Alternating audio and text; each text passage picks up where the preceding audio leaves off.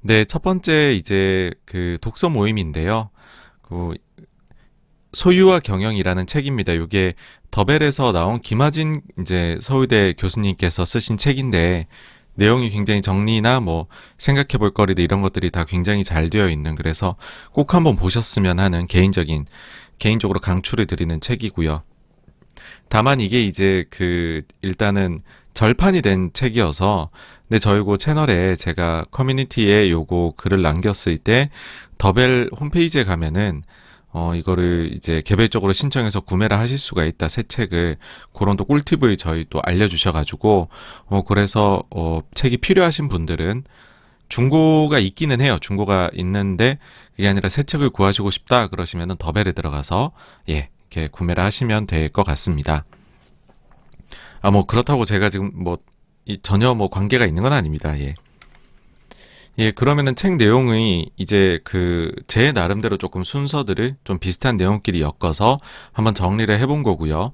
거기에다 추가적으로 제가 펀드 매니저로 근무를 하면서 좀 겪었던 것들 그런 것들을 추가로 해가지고서 오늘 진행을 해볼까 합니다. 제일 먼저 이제 소유라고 하면은 저희가 떠올리는 게 가족 경영이죠. 그러면 이제 가족 경영이라는 거, 왠지 느낌 자체는 가족 경영하면은 시대에 뒤떨어진 것 같고 문제가 있는 것 같잖아요. 그러면은 이제 정말로 실제적으로 경영 측면에서 봤었을 때 단점, 문제점 이런 게 무엇일까? 해보면은 이런 거라고 이제 책에는 나와 있습니다. 뭐냐 하면 이제 세월을 흐른다는 거죠. 이거는 이제 한 세대 1, 20년이 아닙니다. 수십 년, 뭐 길게는 100년 이상이 흘러가는 것이죠. 그런 식으로 막 흘러가게 되면 가족의 수는 늘어나게 되고 주식 관련해서 상속도 계속 늘어나게 될 겁니다. 그렇게 되면 이게 분산이 되겠죠. 그럼 경영권이 나중에 위협받을 수 있다는 그런 점이 존재하고 그 다음에는 이제 회사가 몇십 년의 경영을 하다 보면 어떻게 늘 좋을 수만 있겠습니까? 안팎으로 위기가 닥칠 수가 있겠죠. 그러면은 외부의 지원을 받아가면서 뭐 어떤 때에는 기업을 상장하면서 외부 자금을 끌어들일 때도 있을 것이고 뭐 백기사나 이런 거 돈 받을 수도 있고 아주 이제 안 좋은 위기 상황에 처하게 되면 정부 자금을 받을 수도 있겠죠. 그런 식으로 이제 기업을 성장해 나가게 되면 아무리 책에서는 이제 푸조 일가의 규칙을 이제 예로 들고 있습니다. 그런 상당히 철저한 규칙을 만들어 놓는다 하더라도, 그리고 이제 대주주한테 유리한 제도죠. 복수 일격권 제도. 이게 나중에 이제 책 뒷부분에서 자세한 설명이 있으니까 거기서 이제 자세한 건 말씀드리고요. 어쨌든 대주주 일가에게 유리한 제도를 도입한다 하더라도 결국에 소유는 분산이 된다. 그러다 보니까는 이제 이게 그 소유권에 있어 가지고서 위협을 많이 받게 된다는 거죠. 그리고 또한 이게 이제 뭐 그 위협을 받는다 안 받는다를 떠나 가지고서 경영 자체가 굉장히 잘 돼야 되는데 가족 내에서만 찾게 되면 이게 가족 내에서 언제나 그 업에 가장 적합한 유능한 인재가 탄생하는 그런 것도 아니다라는 것이죠.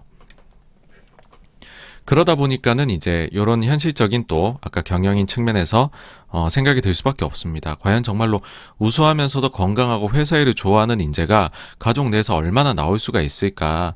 따라서 우리는 가족 경영 하더라도 전문 경영인의 힘이 필요하다라는 것이죠. 근데 전문 경영인이 도입이 되면 다 좋으냐? 또 그것도 아닌 것이 양자 사이에서 관계 설정 하는 데에서 새로운 문제점들이 발생하는 게 이제 관측이 된다는 것이죠. 예시로 여기에 이제 자동차 회사들이 굉장히 많이 언급이 돼 있습니다. 그래서 요것도 따로 한번 정리를 할 테고요, 뒤에서. 어쨌든 예시를 보면은 뭐, 피아트는 궁합이 굉장히 좋았다라고 평가를 하세요. 그 다음에 포드 같은 경우에는 굉장히 이제 빈번하게 그 가족들하고 전문 경영인하고 권력 투쟁이 있었다라고 하고요.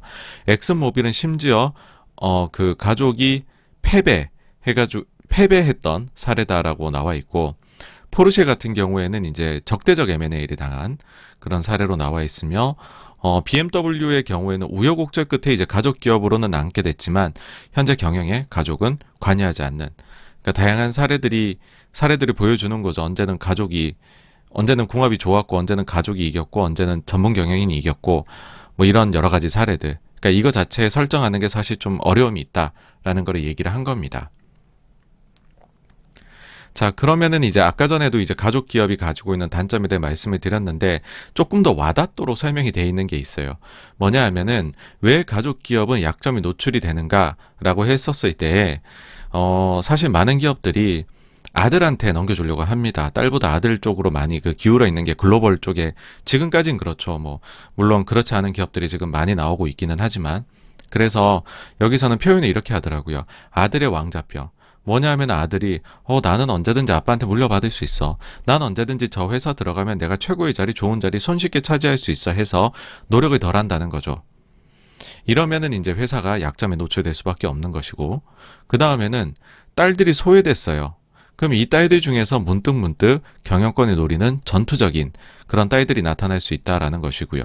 그러다 보니까 이게 궁극적으로는 상속할 때 문제가 발생이 되더라. 그래서 이제 요 교수님께서 책에 넣기로는 가족 간의 불화에다가 상속 시즌이 이제 시기가 겹치면 이건 퍼펙트 스톰이다. 구찌 일가, 한진 일가가 이런 일을 겪었다라는 것이죠. 우린 사실 이제 한진칼 사례에서 이런 걸 많이 느꼈습니다. 그렇죠?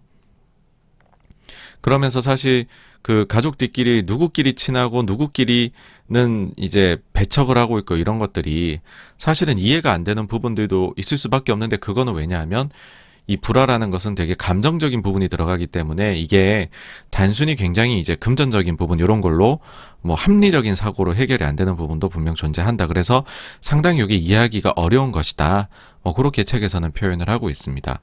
그럼 이제 구찌는 조금 한번 일가의 비극을 여기에 좀 한번 더 적어봤어요. 왜 그러냐면 1월 12일인가요? 이게 지금 영화가 개봉된 걸로 알고 있는데 레이디 가가 가수죠. 주연을 맡은 하우스 오브 구찌라는 겁니다. 요게 이제 내용이 요거는 사실 스포일러인데 근데 뭐 다 나와 있는 과거의 사례니까 그러니까는 뭐 스포일러가 아니겠죠. 그쵸? 혹시나 보실 분들은 잠시 한 1분만 안 들으셨으면 합니다. 예, 영화를 보실 분들은. 이게 이제 어떤 내용이냐 하면은 구찌 창업자의 장손이 있어요. 요 분이 킬러에게 죽음이 당합니다. 근데 킬러를 누가 사주했느냐 하니까는 이 장손이 이혼한 전 부인이 이제 킬러를 사주해가지고 죽인 거죠. 왜 그랬을까? 이 전 부인은 보니까 전 남편이 재혼을 하게 될 경우에 자신의 두 딸들에게 돌아갈 몫이 줄어들까봐 이게 두려워가지고서 죽여버린 거죠. 그래서 결국에는 딸들이 재산을 모두 물려받았대요. 근데 여기에서 또 약간 대반전이라 해야 될까요? 그게 뭐냐 하면 이 전 부인이 결국 형을 다 이제 마치고 출소를 해요. 그러고 나서는 딸들한테 돈을 달라는 거면 재산 분쟁이 붙어버립니다. 내 덕에 받은 거야 라는 거죠. 그래서 굉장히 소위 막장 드라마이다. 예. 그런 막장 드라마니까는 영화는 재밌겠죠. 그쵸? 사실 이제 미국의 굉장히 이제 부자 가문이죠. 코크. 여기가 공화당 쪽에 아주 후원인으로서 큰 영향을 미치는 가문인데 코크 가문도 여기는 뭐 날 때부터 해서 지금까지 죽일 듯이 싸우고 있어요. 분쟁이 굉장히 심하다. 그래서 가족 경영은 이런 이제 불화 같은 것들이 이제 좀 발생할 그런 개연성이 있다. 그러다 보니까는 유명한 이제 경영 관련해가지고서 저희 좋은 말씀을 해주신 분이죠. 피터 드러커 교수님 같은 경우에는 뭐라고 말씀하셨냐 하면은 가족 기업들은 딱 하나만 기억을 해라. 가족이 회사를 우선시할 때에는 회사와 가족 모두가 성공한다. 그러나 회사가 가족을 위해서 경영이 될 때에는 회사와 가족이 모두 실패한다. 사실 제가 오늘 내용 맨 마지막에도 요거를 한 번 더 넣었어요. 저희가 주식을 하는 사람들이잖아요. 그렇죠? 많은 분들이 주식 경제, 특히 주식 쪽 관심 많으신 분들인데 그러면은 뭐 이걸 읽으면서 그래 내가 아카데믹한 내용, 오늘 지식을 쌓았어. 이런 것도 중요하겠지만 사실은 그런 공부를 하는 이유가 그게 내가 주식하는데 조금 도움이 됐으면 좋겠어. 그런 생각으로 보시는 목적이 많잖아요. 현실적으로. 그렇게 했었을 때 저희가 사실 한국에서 가족기업이 굉장히 대부분이라고 할 수 있잖아요. 그러면은 우리가 이 가족기업을 대할 때 내가 이 회사를 분석할 때 투자 대상으로 삼을 때 저 경영진 평가할 때 어떤 거를 기준으로 삼아야 될까라고 하면은 제가 볼 때는 이게 가장 핵심인 것 같습니다. 내가 관심 있어 하는 주식, 그 기업이 가족 기업이다. 그렇다면 그 가족들이 회사를 우선해서 지금 경영을 하고 있느냐, 아니면은 회사가 가족을 위해 희생하고 있느냐, 그 점을 꼭 한번 보셨으면 합니다. 사실 요것만 기억을 하시면은 뭐 오늘 내용 한 90% 아셨다. 그렇게 생각을 합니다. 자, 이렇게 가족 경영에 대해 나쁜 얘기를 드렸어요. 그러면은 바로 드실 생각이 여기 전문 경영인 체제가 더 나으냐라고 하면 그러기에는 또 전문 경영인 체제가 나쁜 결과로 이어졌던 사례들도 많다는 거죠. 대표적으로 IMF 전에 우리나라 기아자동차 완전한 전문 경영인 체제였고 오히려 이제 뭐 노사가 싸운다가 아니라 노조 측과 전문 경영인 쪽이 유착이 되어 있다 할 정도로 사이가 좋았었다라고 해요. 사실 저는 이때 당시에는 기억이 없죠. 제가 너무 어릴 때니까. 근데 이제 책에서는 그러면서 이게 좀 실패 사례. 그래서 그 전문 경영인 체제가 반드시 낫다고 할 수 없다. 그리고 가족 체제 혹은 확실한 오너가 있는 체제가 뭐 반드시 망하는 것도 아니다라는 겁니다. 더 나은 성과를 기록할 때에도 많다는 거죠. 대표적인 예가 미국 자동차 기업들이 2008년 금융위기 때 굉장히 어려웠잖아요. 그때 보시면은 대표적인 회사들이 포드하고 GM하고 크라이슬러인데 그 중에서 GM하고 크라이슬러는 정부 지원을 엄청나게 받았습니다. 심지어는 정부가 나중에 이제 GM 같은 경우에 재상장을 하면서 주식을 팔고서 이제 정부가 돈을 회수를 자금을 했는데 마치 우리가 지금 우리 금융지주 얼마 전에 완전 민영화하면서 이제 정부 지분이 팔고 나갔잖아요. 그게 다 회수도 못하고 나갔어요. 그러니까 어떻게 보면 납세자들한테 상당한 이제 손해를 끼친 거죠. 근데 포드 같은 경우에는 가족들이 똘똘 뭉쳐가지고서 정부 지원을 받지 않고 금융위기를 넘긴 사례입니다. 심지어 그때 당시에 포드 쪽에서는 우리는 지원 안 받아도 되고 GM하고 크라이슬러는 정부가 지원해줘라 미국을 위해서 약간 뭐 모르겠습니다. 대인배적인 모습도 그땐 보였다라고 하더라고요. 그 점이 지금 사실 미국인들한테는 포드가 어필하게 된 이제 2008년 이후에 포인트였다라고 또 뭐 얘기들을 하시더라고요. 그 다음에는 이제 루이비통입니다. 루이비통 같은 경우에 보시면은 지배 구조가 디올을 이제 아르노 회장이 소유를 하고 있고 이게 LVMH 루이비통을 가지고 있죠. 근데 보시면은 이게 이제 그 차등 의결권 제도가 있어요. 그래갖고서 지분율이 40.9%인데 디올이 LVMH에 대해서 의결권은 거의 한 3분의 2 정도 59%를 가지고 있어서 완전히 자기 마음대로 주물럭할 수 있죠. 근데 뭐 잘 아시겠지만 LVMH가 얼마나 눈부시게 계속해서 이 럭셔리 쪽에서 잘해왔습니까? 이게 아르노 회장이 사실 이제 독단적인 결정을 굉장히 많이 내렸죠. 근데 잘해왔다는 거죠. 그러니까 이거는 사실은 또 좋은 사례가 되어버릴 수도 있는, 더 나은 성과를 낸 사례가 될 수도 있는 그런 것들이다. 그러니까는 이제 우리가 이런 식으로 뭔가가 헷갈릴 때 두 개가 다 말이 돼요. 그럴 때는 어떤 결정을 내린 게 안전합니까? 섞는 게 안전하죠. 그렇죠? 그래서 이제 현실적인 대안은 둘의 장점을 섞는 것이다 라고 일단은 생각을 할 수밖에 없습니다. 그래서 이제 우리가 뭐 처음에 보신 것들은 가족 경영기업. 근데 가족이 이제 소유를 하면서 전문 경영인을 고용한 기업, 가족 소유 기업, 뭐 이런 식으로도 이제 갈 수 있는 것이죠. 그래서 이제 이 교수님의 의견은 아니시고 다른 분의 이제 의견을 이제 차용해가지고 그분 차용한 분의 의견이 이거였었어요. 뭐냐면 사실 이게 답이 있는 문제는 아닙니다.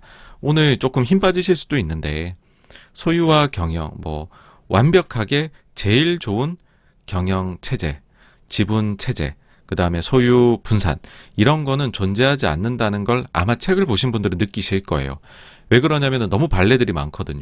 이게 좋은 것 같아 그러면 그게 사실 이런 단점이 그러면은 이걸로 가야 되나 이건 사실은 또 이런 단점이 이런 식이잖아요. 그리고 똑같은 제도도 어떻게 운영되느냐에 따라 차이 난다는 거는 너무 잘 아실 테고 그러니까 사실 사회적인 저희가 규범이나 이런 게 완벽할 수가 없다 보니까 이제 뭐 괜찮은 그런 프레임을 만들어 놓고 운영에 또 묘를 발휘해야 되는 게 현실입니다. 그러다 보니까는 이제 이게 답은 없는 것인데 뭐 이렇게 생각하시는 분들도 있는 거죠. 대가분들 중에서 소유 경영에 대해서 연구하신 뭐냐면 가족은 오너로서 주변을 맴돌고 그러니까는 주변에서 좀 감시자 역할로 근데 참견은 안 하고 이렇게 도움이 필요할 땐 도움을 줄 수 있는 그리고 역량 있는 전문 경영인을 선정해서 그 사람한테 회사 경영을 전폭적으로 지원해서 맡기라는 거죠. 이게 제일 좋은 체제인 것 같다. 그렇게 생각한다는 겁니다. 그러면은 실제 사례들은 어떤 것들이 있느냐 보면은 월마트가 있어요. 월마트는 이제 월튼 패밀리 여기도 이제 뭐 가문으로 치면은 미국에서 손꼽히는 부자 가문이죠, 그렇죠? 여기 같은 경우에는요. 가족 기업이에요. 가족이 소유를 하고 있어요. 근데 창업자 이후에는 모두가 전문 CEO 체제로 경영이 되어 왔습니다. 물론 이제 이사회 의장은 반드시 가족이 맡아요. 그러니까 사회 이사로 참여를 하는 거죠. 그래서 어떻게 보면은 이제 주변을 맴돌고 역량 있는 전문 경영인 이런 것들의 체제를 좀 갖춘 게 아닌가 싶습니다. 근데 이 이사회 자리는 포기를 할 수가 없는 것 같아요. 그래서 주주 제한이 이게 많이 올라오는 기업입니다. 월마트가. 그러니까는 이제 이사회 의장을 가족 아닌 후보한테 맡길 수 있게 하자라고 하는데 이거는 번번이 폐기가 됐고 그럴 수 있는 이유는 가족의 지분이 50%를 넘기 때문이라고 합니다. 그 다음에 이제 로레알 같은 경우에는 가문이 33%를 소유를 하고 있어요. 근데 전문 경영인 체제를 내세우고 있고요. 그리고 네슬레하고 전략적 제휴로 네슬레가 2대 주주로 들어와 있죠. 그렇게 해서 이제 그 전문 경영인 체제 소유는 가족이 하고 여기에 이제 파트너를 하나 더 껴가지고 이제 그 구조를 완성한 그러니까 또 약간 좀 다른 사례라고 할 수 있죠. 그 다음 보시 같은 경우도 독특합니다.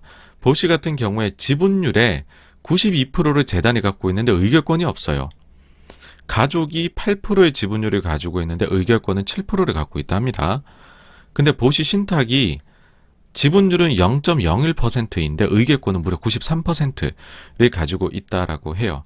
그러면서 이 신탁 이사회는 누구들로 구성이 되느냐라고 하면 고위 이제 보시의 경영진들, 그 다음에 보시의 패밀리하고 대리인, 그리고 외부의 이제 외부 인사, 마치 사회 이사 같은 제도를 도입을 하고 있다라고 해요. 그렇게 해 가지고서 이제 전문 경영 체제로 사실 이제 재단을 가족들이 많이 이제 여기 참여를 합니다. 그래서 소유는 가족들이 하고 있으나 경영은 가족이 일부 참여를 하고 있으나 거의 사실상 전문 경영 체제로 되고 있는. 근데 요건 역사적인 좀 배경이 있다라고 합니다. 이게 보시가 보니까는 이제 그 2차 세계대전 시절에 이게 장사를 했었던 기업이더라고요. 그러다 보니까는 이게 나치가 이제 막 많이 참견을 했을 거잖아요. 기업들한테. 뭐 사실 경영인들한테 이때 당시에는 기계 이런 걸 다룬다 그러면은 뭐 전쟁이나 이런 쪽으로도 다 동참을 하라고 하고 모든 그런 것들이 있었겠죠. 그러다 보니까는 이제 지분율은 가지고 있으나 의결권을 완전히 외부에 맡겨버리는 식으로 구조를 보시 창업주가 바꿨다고 해요. 그 다음 발렌베리 같은 경우에는 한국에서 익숙하죠. 왜냐하면 삼성에서 이제 벤치마크를 했다라고 해서 워낙 유명해졌습니다. 발렌베리의 모토가 존재하지만 보이지 않는다. 그러니까 스웨덴 내에서 발렌베리의 입지는 압도적이었더라고요. 총 고용에서는 40%, 시총에서도 40%, GDP에서도 3분의 1을 차지를 한 그룹이 한 것이죠. 지금은 이제 5대째 내려와서 하고 있다고 하고요. 지배 구조는 보시면은 재단이 투자회사를 소유하고 있고 이 투자회사가 발렌베리 그룹 기업들의 전체를 지배를 하고 있는 구조라고 해요. 근데 재단하고 이 인베스터라는 투자회사 모두에 복수 의결권 제도가 도입이 되어 있어서 이제 소유권은 굉장히 강건하고 근데 본인들이 이제 참여는 안 하고 전문 경영 체제에 맡겨놓는 뭐 그런 거를 이제 발렌베리는 갖추고 있고요. 그러니까 5대째 내려왔는데 이렇게 하고 있다는 건 진짜 대단한 거죠. 그렇죠? 그 다음에 이제 BMW 같은 경우에는 크반트 패밀리가 지배는 하나 직접 관여는 하지 않고 다만 사회 이사로서 이사회에 참여하고 있다라 합니다. 다임러도 좀 독특한데요. 이게 중국의 지리 자동차가 소유를 하고 있죠. 근데 지리가 이제 이사회에 진출 안 하고 있고 전문 경영인 체제로 여기도 지금 되고 있고 네, 그렇습니다. 여기 사실 자동차 기업들 많이 나오는데 짧게 한번 정리를 해드리면은요. 포르쉐하고 폭스바겐 같은 경우에는 이제 포르쉐가 폭스바겐을 소유를 하고 있죠. 요건 이제 가족 소유고 최근까지도 가족 경영이 이루어졌었습니다. 근데 배기가스 속인 거 요 사태 이후로는 이사회로 지금 넘어가 있고요. 다임러는 아까 말씀드렸듯이 지리가 갖고 있지만은 전문 경영인 체제, BMW도 이제 크반트 가지고 있지만은 전문 경영. 그 다음에 스텔란티스 같은 경우에도 가족이 소유하지만 전문 경영 맡겼고, GM 같은 경우에는 경영권이 굉장히 파편화가 되어 있습니다. 그래서 누가 대주주다라고 말하기 좀 어려운데 이사회 경영으로 역시나 되고 있고, 포드 같은 경우에는 여기 같은 경우도 이제 이 차등 의결권 제도가 도입이 돼 있어요. 그래서 완전한 가족 소유라고 할 수 있는데 전문 경영인 체제를 하고 있죠. 지금 사실 최근에 포드는 최근에 취임한 전문 경영인이 굉장히 미래 비전을 잘 그리면서 주가가 상당히 좋죠. 그렇죠? 여기서 잠깐 또 저희가 요 얘기만 너무 하면 좀 지겨우니까 공매도 하고 관련됐었던 포르쉐 폭스바겐 사건, 요거 사실 제가 작년도에 이제 게임스탑 사태 때 요거 사례를 한번 언급을 드린 적이 있으면 설명드린 적이 있는데 또 한번 짧게 드릴게요. 이게 진짜 희대 사건이었거든요. 이제 그 뭐냐 하면은 이제 희대에 우리는 이제 공매도 그 쇼스퀴즈가 나타난 사태를 게임스탑이라고 많이들 생각을 하십니다. 근데 2008년도 폭스바겐 주식에서도 똑같은 일이 있었어요. 이게 공매도 세력들이 폭스바겐의 경쟁력이 떨어져 간다고 생각을 해서 이때 폭스바겐 영업이익률이 뭐 2%대 이렇습니다. 그래갖고서 계속 공매도를 쳤어요. 근데 포르쉐는 이제 폭스바겐을 인수하려고 했거든요. 그러다 보니까는 포르쉐는 계속 폭스바겐 지분을 취득을 했어요. 그러다가 어느 날 지분을 무려 42.6%까지 취득을 한 거죠. 그러면서 본인들이 콜옵션을 확보했는데 이거를 행사하면 폭스바겐 지분율이 무려 74.1%까지 올라간다고 공시를 합니다. 이러니까 공매도들이 발등에 불이 떨어졌어요. 왜냐하면은 그 니더작센주에서 가지고 있는 사실상 이게 나올 수 없는 지분이거든요. 요 지분 20.1%까지 더하면은 그러면은 이게 94.2%잖아요. 그러니까 유통 가능 주식을 진짜 이제 탈탈 털어와봤자 5.8%에 불과한 거죠. 근데 이 5.8% 이상으로 공매도가 들어가 있었던 것입니다. 그러니까는 요 공시를 보고 공매도 했던 사람들이 난리가 난 거죠. 야, 최대한 빨리 주식 구해갖고 상환을 해야 되겠다. 그래서 불과 이틀 만에 주가가요, 200유로 하던 게 1000유로까지 5배가 치솟습니다. 이제 여기까지 정도로 이제 보통들 기억들 하세요. 포르쉐 폭스바겐. 근데 요 뒤에 조금 더 지저분한 것들이 있어요. 추가적으로 내용이. 뭐냐 하면은 이만큼 이제 주가가 이틀 만에 치솟으니까는 이래서 시가총액 1위 회사가 되거든요. 글로벌에서. 그러니까는 포르쉐가 이런 얘기를 합니다. 야, 이거 좀 말이 안 돼. 우리 이럴 의도는 아니었는데. 하면서 시장이 너무 불안정해졌어. 우리가 시장의 안정을 도모하기 위해서 우리가 보유하고 있는 지분을 좀 매각할게.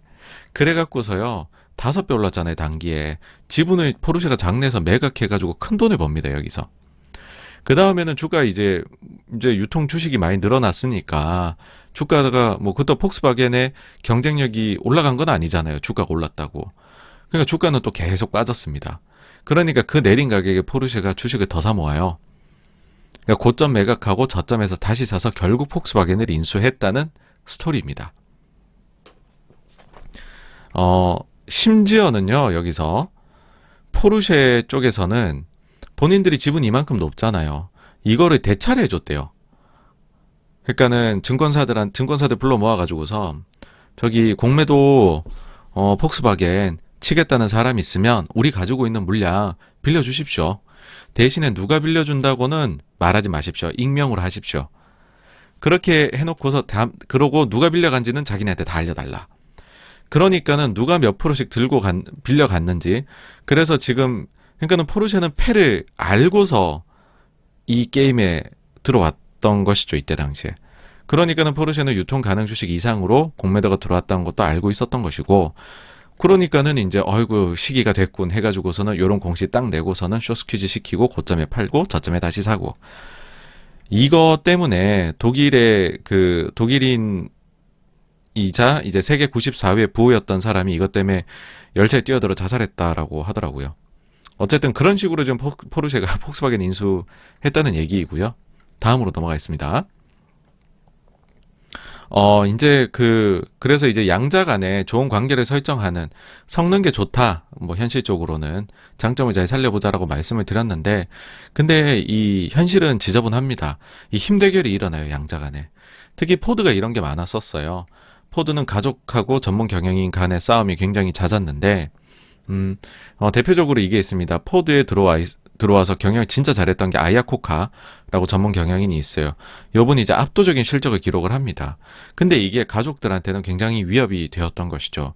혹시나 이게 지금 다른 주주들이 전문 경영인 쪽에 손을 대면 어떡하지? 그럼 우리가 모든 걸 뺏기면 어떡하지?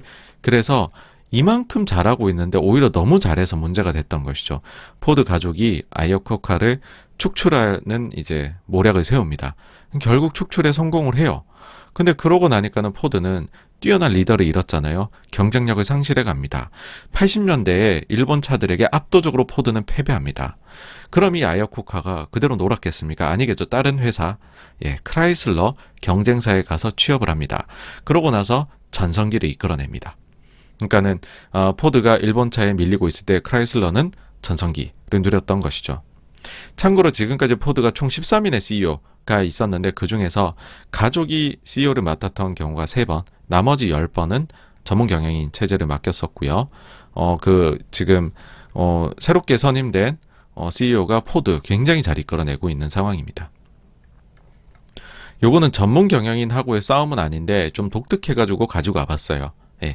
그러니까는 정말 그 포드 창립자가 어느 정도까지 굉장히 집요했던 분이신지에 대한 사례라고 할 수 있을 텐데요. 이제 포드 이제 초기에 다찌 형제가 포드 지분의 10%를 보유를 하고 있었다라고 해요. 그러면서 이제 요 다찌 형제는 포드에 부품을 공급하는 회사를 소유를 하고 있었다라 합니다. 근데 다찌 형제가 어느 날 갑자기 우리도 자동차 회사 한번 세워볼까 해서 만들려고 해요. 그러니까 포드에선 경쟁자가 생기는 거잖아요. 그래서 견제를 합니다. 어떤 방식으로 견제를 하느냐. 다찌가 10% 갖고 있다 했잖아요. 배당금 지불을 중지해요. 사실 배당을 주면 포드 자신이 가장 큰 수혜를 입습니다. 최대 주주니까. 근데 다찌 형제도 10% 지분만큼 특별 배당금을 받아가는 거죠. 이거 주지 말라 그래요. 그 다음에 그걸로도 부족해. 회사의 주가를 좀 낮춰야겠어. 회사의 이익을 망가뜨려야겠어라는 생각을 하는 거죠. 왜냐하면 이 다찌 형제가 가치가 올라가니까 포드 지분 갖고 있는 거. 사실 제일 그렇게 되면 손해보는 건 포드인데. 그래서 그때 당시 최고의 베스트셀러 모델이었던 모델 T의 가격을 825달러에서 345달러로 인하했다라고 합니다. 그리고 이걸로도 모자라서 종업원들 1급 연봉 2배 인상. 이렇게 얘기를 합니다. 그러면서 근사한 이유를 갖다 붙여요. 우리가 사업이 너무 잘 되고 있어. 우리의 주주들은 이미 너무 많은 돈을 벌었어. 더 만족시켜줄 필요가 없다. 우린 이제부터 사회에 기여를 하겠다. 근데 이제 속마음은 다찌 형제한테 돈을 주기 싫었던 것이죠. 결국 소송을 겁니다. 다찌 형제가. 포드는 패배를 해요. 법원에서는 이자까지 더해서 배당을 지불하라 판결을 합니다. 법원이 이때 당시에 뭐라 했냐 하면은요, 이겁니다. 사실 이 말이 하고 싶어 요 사례를 가지고 온 건데, 영리회사는 원칙적으로 주주들의 투자 수익을 위해 조직되고 운영이 된다. 개인 돈으로 하는 거는 문제가 없으나 회사 돈으로는 하지 말라는 것입니다. 이게 지금도 기초가 된다고 해요. 뭐냐면 기업의 사회적 책임은 이익을 많이 내는 것이다. 뭔가 사회적인 목적에서 그걸 하고 싶으면 개인이 해라. 최대 주주 당신이 기업 돈으로 하지 말고 당신의 개인 돈으로 하시라라는 것이죠. 그리고 이걸 좀 다르게 표현을 해보자면 회사도 자선이나 기타 사회사업을 위한 지출을 할 수는 있지만 그러한 지출을 함에 있어서는 일정한 장기적인 사업상의 이유가 있어야 된다라는 것입니다. 장기적인 사업상의 이유. 그게 무엇이냐? 회사 수익의 궁극적인 극대화와 그에 따른 주주들의 부의 증대라는 것입니다. 그러니까 이게 이제 조금 지금의 시선에서 볼 때는 좁은 의미에서의 기업의 사회적 역할이다라고 생각을 하실 수도 있어요. 근데 어쨌든 아직까지도 미국에서는 요게 이제 요걸 기본으로 해가지고서 판단이 되고 있다는 거. 그걸 한번 말씀드리고 싶고요. 그 다음에는 저희가 이제 전통 기업들이 아니라 새롭게 막 이렇게 올라가는 최근의 기업들, 기술집약이라고 할 수 있죠. 이 기술집약 산업의 기업들의 경우에는요, 전문 경영인이 가족들한테 더욱이나 위험한 존재가 된다라고 책에는 나와 있습니다. 특히나 지금 현재 지분을 많이 보유하고 있는 대주주, 그 가족이 아니라 그 다음 세대, 자녀들이죠. 여기는 힘이 더 약해질 거다라는 거고, 전문 경영인은 지금이야 최대 주주한테 힘에서 밀릴 수가 있겠지만은 전문 경영인이 평판이 계속 좋고 경영 잘해가면 그 자녀한테 넘어갈 때에는 이 전문 경영인이 한번 회사를 한번 슬쩍 해볼 수도 있다라는 것이죠. 거기다가 더더군다나 만약 그 후세대 가족들 간에 불화라도 발생한다면 더더군다나 전문 경영인이 파워를 발휘할 수 있겠죠. 근데 여기에서 만약에 가족들이 어쩔 수 없이 유능한 전문 경영인을 우리가 포섭해서 우리 가족 간의 싸움에서 승리를 하자, 이렇게 해버리면 그 승리한 가족은 이 전문 경영인한테 내가 신세를 진게 되잖아요. 그렇게 돼버리면은 전문 경영인 쪽으로 무게추가 넘어갈 수밖에 없다. 그러다 보니까는 가족들이 기술집약 산업인 경우에는 전문 경영인에 대한 견제가 더욱 심할 수 있다라고 합니다. 그러면은 뭐 이제 그 소유와 경영에 대해 가지고서 뭐 완벽한 답은 없다. 그렇게 얘기를 이제 계속 드리기는 했는데, 뭐 이제 그렇다 하더라도 이게 너무 또 뭐 아무 기준도 없으면 안 되잖아요. 그러니까 이제 소유와 경영의 분리라는 거 우리가 좀 더 깊게 생각해 보면 어떻게 봐야 되느냐 하면은, 책에선 사실 이제 그동안에 사람들이 어떻게 보면 거의 상식처럼 여겨져 왔던 거, 소유와 경영 당연히 분리돼야지, 거기에 대해 가지고서 조금 다른 의견을 가지고 있습니다. 뭐냐 하면, 이게 계속 더 심하게 더 이제 강한 강도로 분리되어 갈수록 오히려 근로자하고 노동조합의 파워가 이제 그러면은 근로자 노동조합의 파워가 강해지게 되고, 그러면 이게 역설적으로 이제 그 소유주들한테는, 기업 소유자들한테는 방어 기제를 굉장히 작동시킨다는 거죠. 그러면은 이들은 어떻게든 소유의 집중을 일으키려고 노력을 하게 되는 그런 기제가 발생을 하게 되고, 그래서 이게 역설적으로 분리를 시키려고 했는데 소유의 집중이 더 강하게 나타나는 일이 발생하더라. 이게 어디서 보이느냐? 유럽에서 대기업의 소유 구조가 집중되는 구조가 발생을 하더라. 오히려 미국은 안 그런 것 같더라. 뭐 이런 겁니다. 근데 여기서 조금 특이한 점이, 그동안에 우리가 좀 어떻게 보면 쟤는 좀 너무 수익만 바라고 있어 나쁜 놈이야, 이렇게도 볼 수 있는 헤지 펀드들이 이렇게 점점 분리되어 가던, 사이가 벌어지던 소유와 경영을 간극을 좁혀주고 있는, 결합을 촉진하는 역할을 하는 것으로 보인다라는 것입니다. 자, 이제 주주라는 것을 아주 정말 근본적으로 따지게 되면, 주주는 과연 어떤 그거를 이제 주주로서의 권리는 어떤 거를 가지고 있느냐라고 하면, 사실 이제 핵심 경영 사항을 직접적인 결정을 하지 못한다라는 것이죠. 그러니까는 주주로서 내가 뭐 비례적으로 내가 그 회사의 주인인 것은 맞는데, 그렇게 해서 그러면은 모든 경영의 사안 뭐 투자하고 뭐 하고 있을 때마다 주주총회 열어가지고 투표하는 게 아니잖아요. 우리는 그러면 너무 많은 비용이 든다는 걸 아니까는 이제 우리를 대리해 줄 수 있는 이사진을 뽑죠. 그러니까 최고 경영진을 뽑습니다. 거기에 이제 투표를 하게 되죠. 뭐 누가 이렇게 후보로 올라왔습니다. 그럼 주주님들 투표하십시오. 그러면 그때 투표를 하고 나면, 그러면은 다수의 사람들의 의견이 모아져서 누가 이제 그 뽑힌 사람이 있을 거잖아요. 이 사람의 핵심 경영 사항을 결정하는 거지, 주주는 그 사람을 뽑을 때 관여를 하고 일단 지켜본다는 거죠. 근데 헤지펀드의 경우에는 주식을 사서 주주가 됐어요. 근데 그렇게 해놓고서는 뭐 기업을 분할해라, 아니면 어떤 기업을 상장시켜라, 아니면 배당을 갑자기 폭탄 배당을 해라, 이런 핵심 경영 사항을 이제 이사회나 경영진이 아닌데 제안을 한다라는 겁니다. 그러면서 이제 그 헤지펀드가 주주가 됐으니까 소유권이 발생했죠. 근데 경영 쪽, 원래 핵심 경영에 참여를 직접 못하는 건데 경영 쪽으로 바로 그냥 탁 때려버리는 겁니다. 그러니까 이게 양자 사이가 벌어지던 게 좁혀지는 역할을 최근에는 헤지펀드들이 하고 있다. 예. 뒤에 이제 좀 그 헤지펀드, 뭐 이제 사실 헤지펀드 얘기 나오면은 여러분들 바로 떠올리실 만한 게 뭐 엘리엇이라고 할 수 있을 텐데, 왜냐면은 2018년도에 현대차 그룹을 공격을 했었잖아요. 물론 이제 결과는 패배했었고 이거 다 팔고 나갔습니다. 그쵸?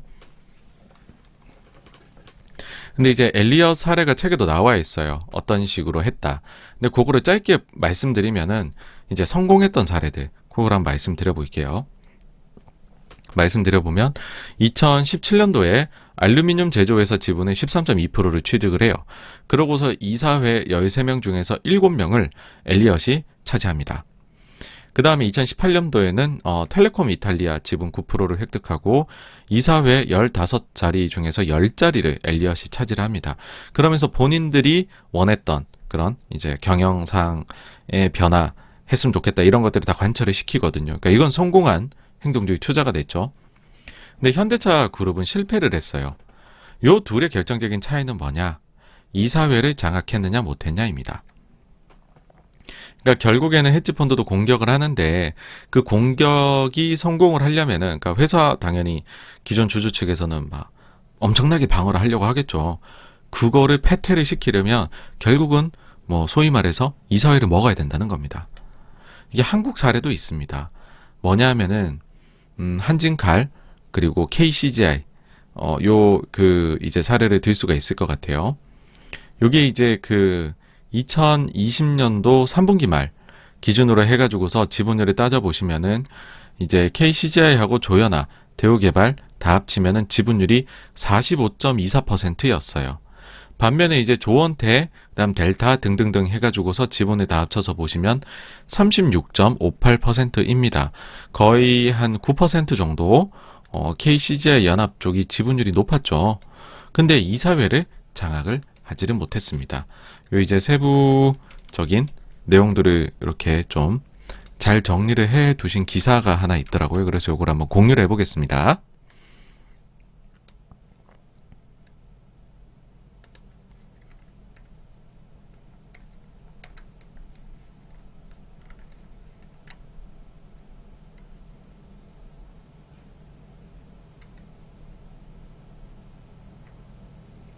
자, 한진칼 이사회는 총 14명이다.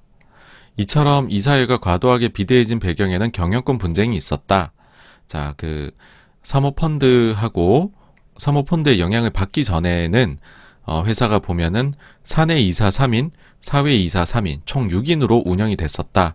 근데 KCGI에서 지분율을 늘려 이사회 진입을 노리게 됐고 2019년 정기주총을 앞두고 사외이사 후보 2인을 추천을 했다. 그러자 한진칼에서는 이에 대응해 이사 후보 3인을 새롭게 내세웠다. 그래서 주주 제한은 이때 당시 이제 지분 보유 시기 이게 이제 뭐 가처분 뭐 어쩌고 저쩌고 해가지고서 안건 상정 자체가 이때 당시에 무산이 됐습니다. 굉장히 안타까운 일이었다고 봅니다. 반면에 이제 그 한진칼 측은 이사 후보가 모두 선임이 되면서 이제 사내이사 3인, 사외이사 4명, 총 이제 7명으로 늘어난 거죠. 요 사람들은 전부 다 이제 사측인 거죠, 사측.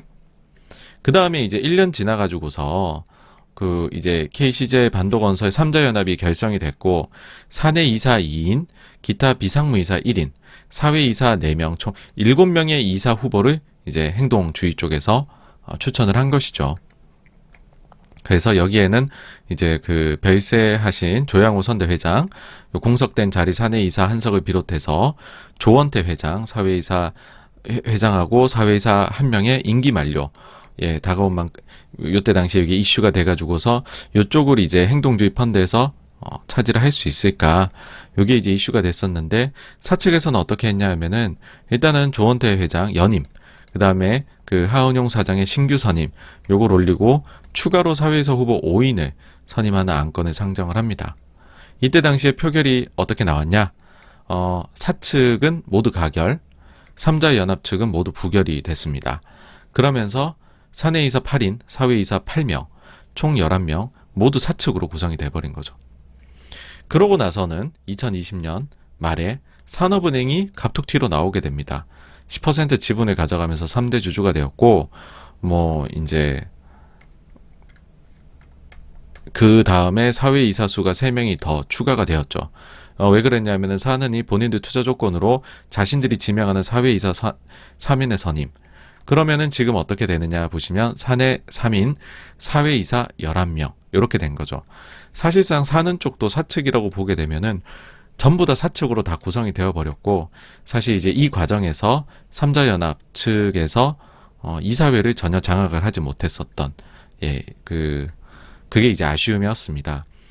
그러니까 이게 왜 아쉬움이냐라고 하면은요, 사실 지분율은 더 높았습니다. 그래서 요대로 2020년이 끝이 나고 2021년으로 해가 넘어가게 되면은 3자연합 측에서 충분히 표대결에서 이제 이사진을 임명할 수 있는 그런 상황에 이제 놓이게 된 것이죠. 근데 이때까지는 어쨌든 이사회 장악이 전혀 안 되고 있잖아요. 그러니까 무슨 일이 발생하느냐? 갑자기 사측에서 이사회를 열어서 산업은행한테 3자 배정으로 지분 10%를 준다고 했어요. 양자 간의 지분 차이가 9%였잖아요. 근데 10%를 사측 편인 산업은행이 가져가게 되면 사측이 바로 승리를 하게 됩니다. 근데 이런 식으로 3자 배정 유상 증자를 결정 내리는 걸 주총에서 하는 게 아니라는 거죠. 주총에서 했으면 당연히 부결이 됐겠죠. 어디서 하느냐? 이사회에서 합니다.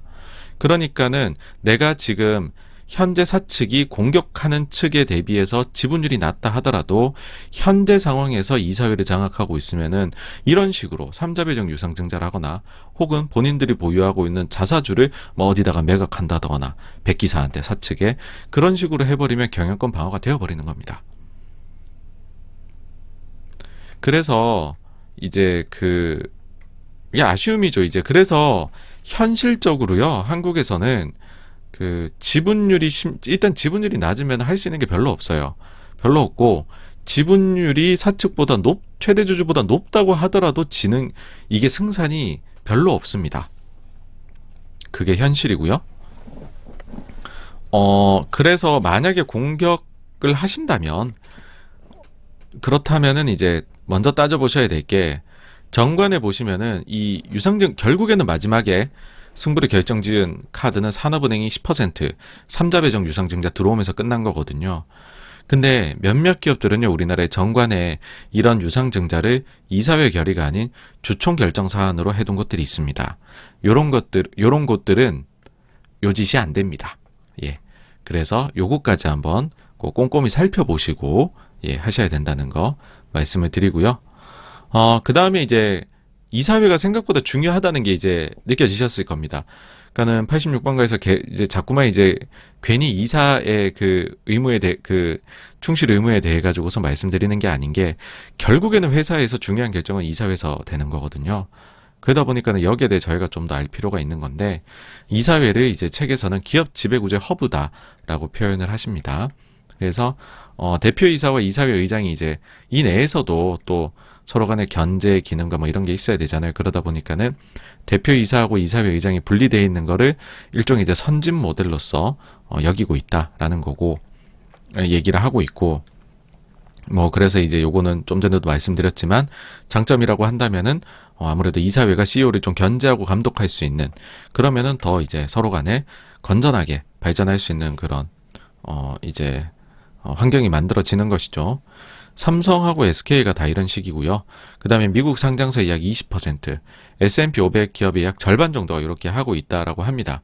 근데 이제 책에서 아쉬움으로 지적을 하는 부분은, 국내의 경우에는 형식적으로는 이렇게 나눠져 있지만은 사실상은 오너의 파워가 너무나 세고, 오너가 경영에 일선에 이렇게 해서 나서서 얘기를 하는 경우에는 이 구조가 별로 의미가 없더라라는 것입니다. 그래서 이제 저희가 너무 형식의 구애 좀 받지 않았으면 하는 것도 있는 것 같아요. A라는 형식이면 반드시 좋다, B라는 형식은 반드시 나쁘다. 이게 이제 기업의 지배구조가 그래서 어렵습니다. 이게 답이 없더라고요. 저도 무책임한 말일 수도 있는데, 보면 볼수록 답이 없는 것 같아요. 예. 똑같은 제도도 누가 운영에 따라 너무 다르다는 걸 봐왔으니까. 그리고 이제 잠깐 빠졌었고요, 옆으로. 다시 본론으로 돌아와가지고서, 아니, 그러면은 요렇게 분리되는 모델이 다 선진적인 것이냐. 근데 이제 책에서 이제 이야기하기로는, 이게 서구권에서 이렇게 분리하고 있는 데에는 이게 어쩔 수 없는 이유가 작용하는 경우들이 더 많더라라는 거를 이야기를 합니다. 그러니까 이제 되게 선진적이어서 한 게 아니라, 그냥 걔네들도 상황적으로 그래서 그렇게 한 거야 라는 거죠. 뭐 예를 들면 회사에 오너가 없으니까 오너가 없으면 어쩔 수 없지, 뭐 대표이사 이사회 분리해서 한번 해보자. 아니면 회사에 문제가 있어서 CEO에 대한 사람들의 불신이 굉장히 높게 발생한 경우죠. 그러면은 견제하는 기관이 있어야겠죠. 그 다음에는 행동주의 주주들이 나타나가지고서 CEO의 힘을 이제 약화시키려는 시도를 하면서 이제 이사회 쪽 이렇게 분리하면서 힘을 실어주는 거죠, 이사회에. 그 다음에 이제 심각한 위기 상황을 기업이 겪었어요. 그 상황에서 구원투수를 영입하면서 오너가 잠시 후선으로 물러가며, 오너 입장에서는 야, 구원투수한테 내가 밀리면 어떡해, 영구적으로. 그러니까 이제 견제 기능. 그 다음에 오너가 애초에 경영에 관심이 없는 경우, 혹은 다른 직업을 가지고 있는 경우에, 그러면은 이제 뭐 일 잘하는 사람 앉혀놓고서는 그래도 또 너무 관심 안 가지면 안 되니까 이제 약간 견제 정도만 하는 기관에 자기는 소속되는. 아니면 이제 두 개의 회사가 합병을 해요. 그러면 자리 나눠 먹기를 하는 거죠. 네가 경영해, 내가 견제할게. 아니면 독일의 경우에는 이걸 반드시 이제 100% 분리를 해야 된다라고 합니다. 네. 이제 그러다 보니까는 뭐 반드시 이거를 얘네도 이유가 있어서 하는 것 뿐이니까 선진적이다라고 보지 마시라라는 거고요. 그 다음에는 산업의 특성에 따라서도 이게 좀 달라지더라라는 건데, 이게 뭐냐 하면, 금융기관들 미국의 경우에는 80%가 분리 모델이래요. 견제가 반드시 필요한 거죠. 근데 반대로 테크 기업의 경우에는 정반대입니다. 30%만이 분리된 모델을 가지고 있다라고 합니다. 이거 왜냐하면은 테크 기업의 경우에는 뛰어난 창업자가 처음부터 만들어서 그 사람이 독단적이라고도 할 수 있겠지만은 그 사람의 그런 이제 앙트러프리니어십으로 회사가 급속도로 발전을 했을 거잖아요. 그러니까는 분리보다는 힘을 실어주는 게 집중해주는 게 나을 수도 있다라는 것이죠. 그러니까 여기서도 다시 한번 느껴지시겠지만은 정답이 없다라는 겁니다. 그 다음에 이제 그 이사회 저희가 좀 더 살펴보게 되면 사내 이사 쪽으로 가가지고요. 우리나라에서는 사내 이사들의 이사회 활동이 공개가 됩니다. 이게 다 그 저기 공시에서 저희가 확인이 되는데 뭐 아주 디테일하게 나온다 이런 건 아니고 이제 주요 안건들에 대해 갖고 이 양반이 찬성했는지 반대했는지 그 다음에 이 양반이 출석을 했는지 아닌지 그런 것들이 이제 그 나온다라는 건데요. 뭐 그 예를 들어서 뭐 삼성전자 가가지고서 보시면은 이 이사회에 관한 사안 해가지고서 요 보시면은 요 뭐 사내 이사, 사회 이사 해가지고서 안건 쭉 있죠, 그쵸? 이렇게 해가지고 출석률이 어떻게 된다. 그다음에 이 안건들에 대해서 찬성표를 던졌다 아니다. 뭐 이런 것들이 쭉 나옵니다. 예. 그래서 이게 이제 2019년부터는 반드시 이제 출석률을 공개를 하게 됐고 이게 이제 어떤 나비 효과를 불러일으켰느냐라고 하면은 그런 거죠. 기업에 대해 가지고서 주주로서 견제는 해야겠고 특히나 또 한국도 스튜어드십 코드가 도입이 됐으니까는요. 근데 우리가 기업에 대해 가지고서 사실 펀드가 하나만 있어도 평균적인 펀드들은 그 펀드에 편입하고 있는 주식의 개수가 뭐 60, 80 많은 건 100개가 넘어가는데 그걸 어떻게 전부 다 정확하게 알 수가 있겠습니까? 그렇죠? 그러다 보니까는 이게 어쩔 수 없습니다. 눈에 띄는 걸 보게 돼요. 저희도 그렇잖아요. 여러분들께서 이제 직장 생활을 하시는 분들의 입장에서는 제일 먼저 눈에 띄는 게 이 근태입니다. 근태. 저희가 이제 주주로서 이 투표를 할 때도 제일 먼저 근태를 보기 시작했어요. 스튜어드십 코드 이후에. 국민연금 지침 사항인데 뭐냐면 사회이사의 출석률이 75% 미만일 경우에는 반대 사유가 됩니다. 거의 이거는 자동적으로 반대가 나가요. 그 국민연금의 지침사항, 내부 지침사항뿐만이 아니라요. 제가 이제 회사에 있을 때도 외부 기관들한테 자문을 받았어요. 외부의 그 의결권 자문 아니면 컨설팅 해주는 기관이 있는데 거기에 우리가 향후에 어떤 식으로 해야 되느냐 컨설팅을 받아보면은 똑같이 나옵니다. 사회이사 출석률이 75% 미만이면 무조건적으로 반대가 나와요. 무조건적으로. 그래서 이건 아까 전에 그 다트 들어가서 보면 확인이 된다고 말씀을 드렸잖아요. 그래서 기업들이 처음에는 이걸 모르고서 75% 미만인데 막 연임시키려고 그러고 막 안건 들고 오고 그랬었어요. 그래서 저희가 얘기를 했죠. 이거 출석은 지키셔야 된다. 이거는 우리가 어떻게 바꿔드릴 수가 없다. 무조건 반대 나간다. 이건 어쩔 수 없다.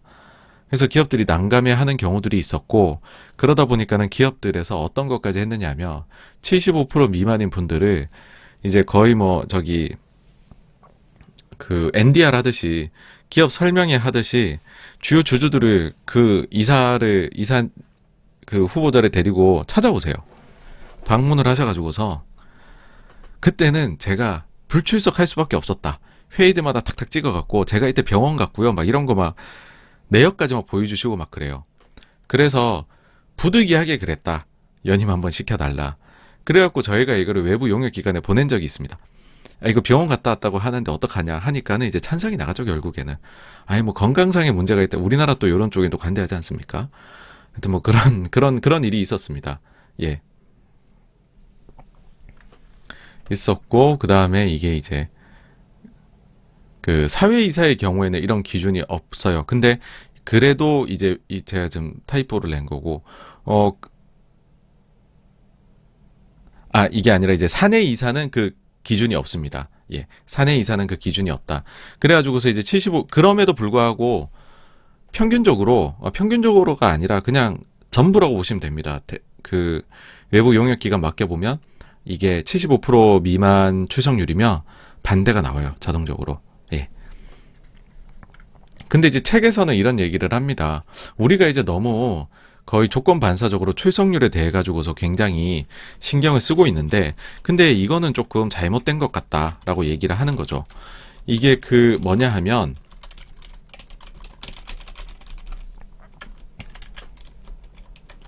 그 이사회에 나가는 거는 사내 이사가 해야 되는 다양한 그런 그 의무 중에서 하나에 불과하다라는 것입니다.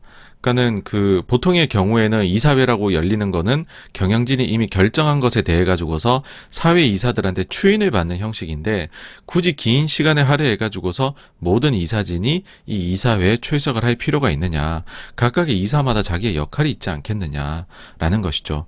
그리고 이사회에 이사가 불출석을 했다라는 것만으로 이게 과연 회사 주주에 얼마나 손해를 끼칠 것이냐, 그랬을 때 여러 사실 책에 그 연구 결과가 구체적으로 제시되지는 않습니다만은 그 가능성이 거의 없다라는 연구 결과들이 있다라고 이제 이야기를 하세요. 예, 그러니까 이제 기업의 현실을 보면은 이게 뭐 이해가 되는 측면이라고 생각을 합니다. 근데 어쩔 수 없이 저희는 외부인으로서 근태가 일단 눈에 보이니까, 예, 어쩔 수 없는 면이 있는 거고. 근데 이제 뭐 외부인으로서는 그럴 수 있겠지만은 어쨌든 이 저자께서는 또 어떤 이제 이야기를 또 하나를 하시냐 하면은, 만약에 이런 경우를 한번 생각해 보라는 것이죠. 만약에 사회이사로서 굉장한 유력 인사를 모셔왔다는 거죠, 회사가. 그러면은 그 사람이 사회이사로 참여했다는 것 하나만으로 그 기업에 대한 신뢰는 굉장히 높아질 수 있겠다라는 것이죠. 그러면은 이 유력 인사, 과연 출석률 75% 이상이 되어야 하냐는 것이죠. 요렇게 하면은 그래도 75%는 해야지라는 생각이 들 수 있잖아요. 근데 예를 이렇게 들어버리면 이제 황당해집니다. 만약에 우리나라의 이제 중소 IT 업체가 애플의 팀 쿡을 사회이사로 모셔왔는데 출석률이 낮다. 그러면 이 사람을 연임 안 시킬 거냐라는 것이죠. 그러면 또 연임 시켜야 될 것 같잖아요. 그죠? 그래서 이제 결론적으로는 이사회의 중요한 역할, 그러니까 이사회라는 것은 중요한 것은 사실이지만은 현실적으로 바라봤었을 때 이사회라는 거는 뭐 이제 최고 경영진이 따로 있는데 이 사람들이 참여형으로 경영을 하고 있는 거고, 이사회는 거기서 중요한 결정들을 내려주십시오 맨 마지막에 가져오는 거에 불과하니 그거는 우리가 감독형으로 봐야 된다. 그러면은 이제 너무 출석률에 그렇게 목매이지 말아라. 하여튼 뭐 그런 식으로 이제 결론이 나 있고요. 예, 그 다음에 이제 사회이사의 역할 보시면은, 사실 이제 사회이사라는 거에 대해 가지고서 과거에는 부정적이었다라고 해요. 왜냐하면은 회사 외부인이 회사 기밀이 포함된 논의에 참여를 한다? 웃긴 거잖아요, 사실. 그쵸? 근데 이 또 역사가 있습니다. 뭐 잘못한 게 있으니까 이게 바뀌는 거죠. 1970년대 펜센트럴의 도산 사건이 있었고, 그 다음에 워터게이트 사건이 있었습니다. 그러면서 이 여파로 야 이거 내부인들끼리만 놔두니까는 자기네들끼리 나쁜 짓을 하는 거에 대해 가지고서 도덕적 해이가 이만저만이 아니더라.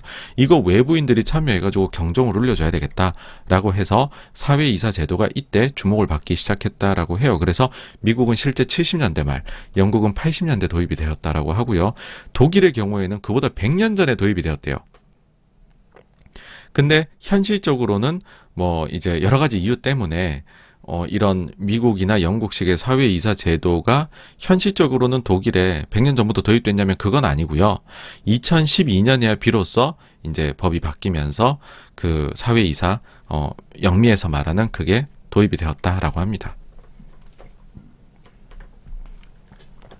사실 이제 많은 분들이 사회이사는 독립성이 높아야 된다라고 얘기들을 해요. 그래서 이제 제가 이런 질문을 달았죠. 어떻게 하면 사회이사들의 독립성을 높일 수가 있을까? 그러면 우리는 또 이 숫자의 정량적인 걸 굉장히 집착을 하는 면이 있습니다. 근데 어쩔 수 없는 면이기도 해요. 정성은 너무 정성적이잖아요, 이거는. 사람의 가치 판단 들어갈 수 있는 거죠. 숫자로 하는 것이 책임지지 않게 하는 가장 좋은 방법이라는 건 여러분들이 너무 잘 아시잖아요. 그러니까 자꾸 정량적인 게 나와요. 가장 궁극적인 고민은 그거였죠. 자, 사회이사 제도를 도입해. 근데 이 사회이사도 만약에 회사 측에 동조돼 버리면 그러면은 이거 사회이사 제도를 도입한 이유가 없어지는 거잖아. 얘네는 굉장히 독립성이 있어야 돼. 그러다 보니까는 어떤 거를 이제 의결권 자문기관에서는 이야기를 하느냐라고 하면 사회이사는 임기가 제한이 돼야 된다라고 합니다. 그러니까는 오랫동안 같이 회사에 이제 머물러 있으면, 그러니까는 A라는 회사에 사회이사를 한 20년 있으면 그 양반은 이미 그 회사 사람 돼버렸다는 거죠. 여기서 어떻게 독립성이 있을 수 있느냐? 일단 임기라도 제한을 하자라는 겁니다. 이게 이제 회사와 동질화라고 저희가 얘기를 하는데요.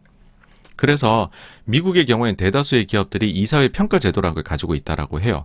이걸 가지고서 이제 뭐 좀 이사님이 좀 아닌 것 같다 그러면은 내보내고 바꾸고 하는 거죠. 근데 이게 다 자체 평가랍니다. 그리고 결과 공개도 안 한대요. 구체적인 거를. 그러다 보니까는 사실 이 제도 좀 유명무실한 것 같다라는 식으로도 비판을 받는다라고도 하고요.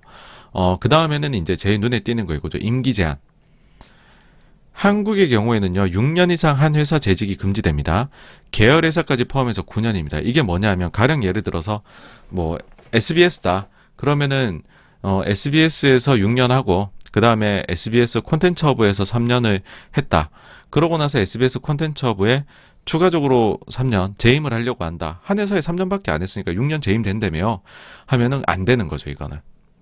이게 이제 우리나라에서 이제 아예 그 상법 시행령으로 개정이 돼가지고 뭐 땅땅땅 이건 못 박힌 겁니다. 그러니까는 이거는 뭐냐 하면은 그냥 어떤 회사에서 이사로 지정을 하려고 하면은 이거는 안 돼요. 그냥 한국에서는. 예. 2번까지밖에 못 하십니다. 미국 S&P 500 기업들 중에서는 5%만이 제한하는 제도를, 임기 제한 제도를 가지고 있다라고 하고요. 그나마도 평균적으로 15년 이상 재직하면 안 된다라는 식으로 제한한다라고 해요. 뭐 네덜란드는 12년, 노르웨이는 빡세네요. 4년, 영국은 9년, 프랑스는 12년이다라고요. 그러니까는 한국의 규제가 굉장히 강한 축에 들어간다라는 거를 여러분들이 아셔야 될 것 같아요. 이게 좀 그 노인 공경 인 것 같은데 우리나라는 이거 없어요. 우리나라는 없는데 외국은 이게 있는 것들이 있더라고요. 연령 제한입니다. 너무 연령이 높으면 안 된다라고 생각을 하나 봐요. S&P 500 기업 중에서 무려 4분의 3이 이 제도를 활용을 하고 있다라고 하고요. 근데 현실에서는 40% 이상들의 기업들이 75세 이상의 연령 제한을 했고 이것도 추세가 상승하고 있고 나이가 그 다음에 개인 예외 제도들도 만들어 놨대요. 그래서 있기는 한데 이게 사실상 크게 작동은 안 한다. 그렇게 얘기를 하고 있고, 뭐 이제, 버크셔 같은 경우에 평균 연령이 77세래요. 90세 이상이 무려 3명이나 있다라고 합니다. 근데 90세 이상이 없으면은 안 돌아가는 회사잖아요. 반드시 계셔야 되잖아요, 이 회사는. 그러니까 이게 참 뭐, 모르겠습니다. 이게 답이 없는, 그러니까 모든 게 그렇습니다. 이게 뭐 규제를 어떻게 하려고 해보면은 최적으로 이게 무슨 과학이 아니라 사회 그냥 제도니까는 답이 없는 그런 면들이 있습니다. 아무리 좋은 걸 만들어 보려고 해도. 반면에 페이스북은 55세로 굉장히 젊더라고요. 자, 이제 그러니까는 이게 사회이사 독립성 지키는데 요런 제도들이 과연 현실성이 있는 것이냐. 특히나 우리나라가 이제 법으로 이제 지정을 해놓은 임기 제한은 진짜 실효성이 있느냐. 그랬을 때 책에서는 아닌 것 같다라는 얘기를 합니다. 왜냐하면 유착 관계가 뭐 10년 있어야 형성되냐? 1년만 해도 형성이 된다. 기간이 짧다고 형성이 안 되는 것이 아니다. 그리고 현실적으로 보았을 때 사회이사 이들은 외부인이기 때문에 뭐 꼴란 이사에 몇 번 들어와가지고 본다고 회사에 대해 잘 알겠냐. 아무리 사회이사라도 회사에 대해서 좀 지식 수준이 쌓여야 회사 내용을 알아야 견제의 역할이라도 할 텐데 너무 짧게 돌려버리면 이 회사를 익히지도 못한다는 거죠. 그러니까 오히려 좀 더 길게 하는 게 낫지 않겠냐라는 겁니다. 그리고 이런 문제도 있어요. 우리가 이제 그러지 않습니까? 이거 뭐 사회이사 지정하려고 하는데 야, 이 사람은 회장하고 친한 사람이래. 독립성을 가질 수 있겠어? 이 사람한테 반대표를 던져야 돼. 오케이, 그렇게 할 수는 있다는 거죠. 근데 만약에 회장과 친한 사람이라는 거를 법률로서 결격 사유로 규정을 할 수 있을까라고 하면 이건 어렵다는 거죠. 과연 친한 사람은 어디까지냐? 이런 것들이 다 결론이 나야 되잖아요. 구체적인 기준이. 그러니까는 상당히 이게 하여튼 어려운 문제이다. 라는 것이고요.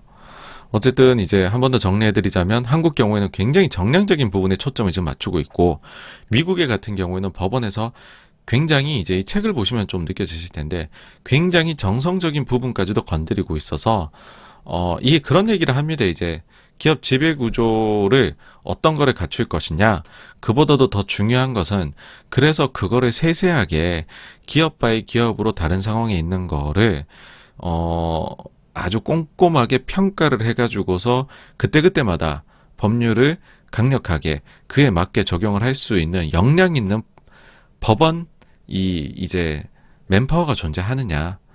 그게 결국에는 핵심이다라는 얘기들도 하시거든요. 근데 지금 미국의 경우에는 그게 있다로 보여요. 근데 우리는 아직 그 역사가 짧다 보니까는 일단은 정성까지 못 넘어가고 정량이 머물러 있는 거죠. 그 다음에 이제 보시면은 사회이사에 대해서 많이들 하시는 비판이 이 거수기 아니냐. 왜냐하면 아까 삼성도 제가 전자도 잠시 보여드렸지만은 찬성률이 거의 100%입니다. 그래서 뭐야 이거 독립성을 가지라고 했더니 100% 너희 독립성이 없구나. 뭐 이런 식으로 표현들도 하세요. 근데 이 이제 저자는 이게 다 이유가 있다라고 이야기를 합니다. 뭐냐 하면은 아니 그저 분쟁 상황도 아닌데 부결이 날 이유가 뭐가 있느냐. 회사가 어련히 잘하고 있는데 거기에 굳이 반대를 위한 반대를 해야 될 게 있느냐. 그리고 특히나 이 의안이 현실적으로 바라봤었을 때는 진짜 그게 이사회에서 부결이 날 그런 민감한 사안 같으면 그 정도로 합의가 안 돼 있으면 애초에 이사회 안건으로 올라오지도 않는다는 거예요. 그러니까 이사회 안건은 통과하기 쉬운 것들만 올라온다는 거죠. 그러니까 찬성률이 거의 100%가 된다라는 것입니다. 그리고 이제 한 걸음 더 나가요. 지금의 이사회 모델, 이게 경제 현실에 맞을까? 이게 75년도 아이젠버그 교수가 창안해낸 것이다 라고 해요. 근데 지금의 제도는 보면 한 10명 정도밖에 안 되는 사회 이사들이 정말 빠르게 급변하고 있는 이 현실을 따라가는 데만 더 급급하다라는 것이죠. 그래서 이 제대로 된 기능을 못하고 있고 오히려 회사의 뭔가 구린 부분들, 그래서 문제 있는 부분들을 찾아내고 주주들이 대신해가지고 제안해주는 역할을 완전 외부인의 행동주의 펀드들이 하고 있다라는 것입니다. 그래서 이제는 한 단계 더 나가서 이게 이사회 2.0이었다면 새롭게 이사회 3.0을 우리가 논의하고 한국에도 실정에 맞게 이걸 도입해야 되지 않을까라고 얘기를 합니다. 근데 여기에는 공감되는 부분이 많아요. 저는 개인적으로. 왜냐하면 사회이사분들이 1년에 많아봐야 이거 뭐 10번 넘겠습니까? 참석을 안 합니다, 회사에. 근데 이분들한테 당신네들은 독립성도 가지고 빨리 회사에 대해 파악도 하고 열심히 해가지고 최선의 결과를 내보십시오. 견제 잘하십시오. 하면은 이분들도 부담스러워 하세요. 아니, 내가 그 뭐 잘 알지도 못하는데 라는 거죠. 어떻게 내가 완벽하게 잘 알아? 미주알 고저의 회사에 대해서. 그 다음에 회사의 입장에서도 본인들이 보기에는 이게 이 사람들이 과연 전문성을 확보하고 있을까? 특히나 우리나라 같은 경우에는 현실적으로 이 풀 자체가 많지가 않습니다. 사회이사를 하실 만한 분들이. 그러다 보니까는 그 한정된 내에서 또 고르다 보니까는 또 현실적으로 이런 문제들이 당연히 발생을 할 수 있는 것이죠. 그래서 책에서 여기서 또 한 걸음 더 나간 게 향후에는 AI 사회이사, AI CEO가 탄생할 수 있지 않을까라는 의문까지 던집니다. 안 되라는 법이 없겠죠, 그렇죠? 사실상 다 100% 찬성하고 계신데. 뭐 이제 어쨌든 그래서 지금까지 정답은 없다. 그런 애매한 답변을 드렸습니다. 그러니까 뭔가 좀 찜찜한 아쉬운 그런 느낌이 드시죠? 뭔가 변화가 나타날 수는 없을까? 사실 이제 변화를 보이려면 스튜어드십 코드가 제대로 작동을 해야 된다라고 생각을 해요. 그러니까는 이제 영국 같은 경우, 일본 같은 경우는 이게 도입이 되고 많은 변화가 있었습니다. 특히나 이제 일본 같은 경우에는 이게 아베노믹스하고 엮였었고, 그리고서는 그 뒤에 다른 법들도 바꿔요. 회사법을 바꾸고 그 다음에 감사인에 대해 가지고서 이제 책임 강화하는 그런 것들도 다 제정을 하니까는 일본의 경우에는 좀 잘 도입이 됐고 실제 이거 덕분에 주가가 좋았었고 외국인 투자자들이 굉장히 만족을 했었죠. 그래서 그 외국인 투자자들이 한국에서도 이게 도입이 된다라고 해버리니까는 한국에 그때 당시에 좀 이제 기대들을 가졌었습니다. 실제로 이런 스튜어드십 코드를 테마로 해가지고 펀드를 하고 있는 외국의 이제 펀드 운용사들이 우리나라에 있는 업체들한테 접근도 했었어요. 이런 것들을 한국에 있는 당신네들 운용사하고 콜라보를 하고 같이 내면 어떻겠느냐라고 했는데 현실적으로는 그게 된 것들이 하나도 없어요. 왜 그러냐면은 알거든요. 저희도 이게 당장 바뀔 수 없다는 거예요. 왜냐하면은 가장 크게 우리나라에서 지분을 보유하고 있는 곳은 누굽니까? 국민연금입니다. 근데 국민연금이 사실 아직까지 적극적인 모습이 없습니다. 그도 그럴 것이 도입은 되었지만은 좀 이게 좀 뭐랄까요?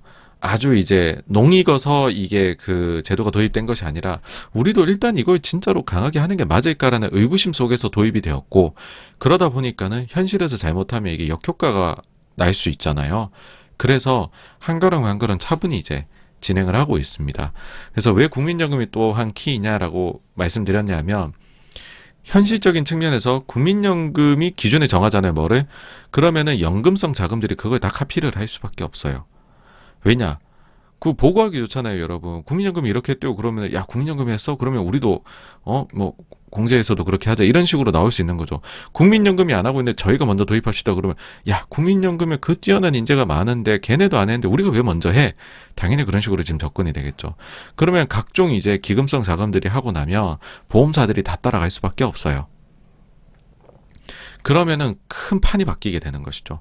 연금하고 연금성 자금하고 보험사 다 바뀌어서 스튜어드십 코드로 강력하게 지분 그 의결권을 행사를 한다? 그럼 바뀔 수밖에 없는데 아직까지는 시간이 좀 더 걸릴 것 같다라고 생각을 합니다.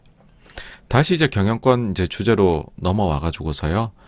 맨 처음에 이 이제 시대가 계속 이제 흐르게 되면은 경영권을 승계하고 뭐 소유권을 계속 유지하고 이게 굉장히 어렵고 그게 가족들한테는 가장 큰 걱정거리라고 말씀을 드렸잖아요. 그럼 이제 근본적인 의문이 있는 거죠. 이제 경영권을 승계한 게 진짜 나쁘냐, 반사회적이냐. 물론 이제 전공법으로 세금 낼 거 딱딱딱 내고 하시는 분들이 계세요. 승계를 그렇게 하시는 분들. 그러면은 존경도 받고 그 다음에 거기에 대해서 국민들이 뭐라고 절대 하지 않습니다. 근데 현실은 이제 그 녹록치가 않아요. 이게 다시 한번 말씀드리자면 과학이 아니라 사회다 보니까는 제도다 보니까는 막 기업이 우여곡절이 굴곡이 있어요. 그렇다 보면은 이게 경영권 보호가 제대로 되지 않을 것 같은데라는 생각이 들 수 있는 거죠. 이걸 승계를 하려고 하면 전공법으로. 그러면은 이 양반들이 뒷구멍을 찾으세요. 뒷구멍을 찾는 이제 그 유인이 이제 지금은 하여튼 그러면 안 되는 거지만은 그런 것들이 될 수밖에 없는데 그러면은 이제 책에서 제기하고 있는 문제는 뭐냐 하면은 경영권 보호를 우리가 더 좀 해줄 수 있는 장치를 마련을 하는 것이 어떨까라는 것입니다. 그러니까 이게 이제 뭐 절대적으로 우리가 생각하기에는 딱딱딱 뭐 A 하면 B 해야 되고 이렇게 전공법 너무나도 이제 도덕적으로는 맞는 것이기는 하지만 회사라는 게 하다 보면은 이게 뭐 별별 일들을 다 겪게 되는데 그럴 때마다 위험 회피를 하고 회사가 더 대형으로 도약할 수 있는데 야 우리 그러려면은 자금을 받아야 되는데 우리 소유권이 큰일 나네 나중에 승계할 때 우리가 회사 뺏길 수도 있겠네 그냥 우리 대형 회사 되지 말고 우리 지금도 부자인데 요 정도에서 멈춰서 먹고 살까 그냥 아니면은 야 내가 창업해가지고 키우려고 하면 나 요 정도만 해가지고 먹고 살 수 있는데 더 키우면은 투자를 받아야 되는데 아니 그러면은 우리가 이거 경영권 뺏길 수도 있겠는데 야 그럼 요 정도에서 멈추자 이렇게 너무 안전지향 위험 회피 성향 강화될 수도 있다라는 것이죠. 그러면 이게 과연 사회적으로 전체적으로 봤었을 때에는 이제 그 일자리 창출이나 이런 거 봤을 때 혜택이 가는 것이냐 그러니까 현실적으로 좀 장치들을 마련을 해주는 것이 어떠냐라고 생각을 하는 거죠. 그러면서 이제 뭐 이런 생각도 하실 수 있습니다. 굳이 가족이 계속 물려받아야 되냐. 1세, 2세대까지 창업주 2세까지 모르겠는데 야 3세도 받아야 돼? 근데 이제 이거는 논란이 있을 것 같다는 생각이 듭니다. 이제 책에서는 인센티브의 차이가 있다라고 얘기를 해요. 뭐냐 하면은 가족 구성원은 자기 때의 회사가 쇠락하는 것이 너무나도 두렵기 때문에 장기적인 시각을 가지고 자신의 모든 것을 넣어가지고서 회사를 경영하려고 하는 높은 인센티브가 있고 최고 경영자의 같은 경우에는 자기의 자리가 그냥 없어지는 정도라고 생각을 하니까는 이 리스크의 정도 자체가 다르다라는 것입니다. 그러니까 인센티브 정도가 다르다는 것이죠. 그래서 가족이 일단 소유권을 가져가는 것이 인센티브가 더 높은 인센티브가 작용을 하니까 좋은 것 아니냐 이렇게 말씀하시는데 이거는 솔직히 약간 논란이 있을 수 있을 것 같습니다. 그리고 이제 요것도 좀 비판을 하세요. 많은 곳에서 경영권 승계 준비를 하고 이게 마치 되게 좋은 것처럼 GE 같은 것들이 이렇게 해서 모범이라 했는데 근데 사실 지나놓고 보면 GE는 잘못된 승계를 한 거죠. 그래서 회사가 나락으로 갔었는데 네 어쨌든 이제 우리가 생각하는 흔히들 굉장히 모범적이야라고 생각하는 거는 기업 지배구조 모범 규준을 만들어 놓고서 최고 경영자 승계에 대한 정책을 운영할 것을 이제 공고를 하는 거죠. 이상적이에요. 너무 좋죠. 미리 마련하면. 그쵸? 근데 현실적으로는 승계 문제를 언급하는 것 자체가 그럼 지금 한 사람 물러나란 거냐. 그래서 일종의 텁으로 작용을 할 수 있다라는 것이고요. 그 다음에 불필요한 사내 정치를 이야기할 수 있다라는 것이죠. 야, 요 기준으로 보면은 다음에는 A가 물려받네. 줄 서자. 아니면 B한테 B가 요것만 계산하면 A를 물리칠 수 있습니다. 제가 당신을 왕으로 만들어 드리겠습니다. 뭐 이런 애들이 나타날 수 있다는 거죠. 그러니까 회사 경영이 되게 그냥 내부 암투가 벌어지지. 네.